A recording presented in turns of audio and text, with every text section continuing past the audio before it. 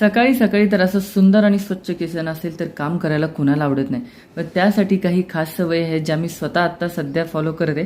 त्यामुळे माझं किचन असं स्वच्छ आणि सुंदर ठेवते. कारण की मला माहिती आहे माझं काम सकाळी उठलं तरी मलाच करायचं आहे, संध्याकाळी उठलं तरी मलाच करायचं आहे.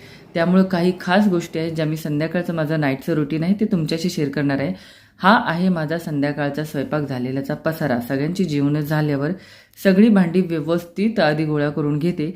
किचन वट्टा त्याच्यानंतर स्वच्छ करून घेते. किचनची टाईल्स वगैरे स्वच्छ पुसून घेते, जेणेकरून खिडकीच्या तिथं मला परत काचेचे ग्लास किंवा काहीतरी व्यवस्थित ठेवता येतं.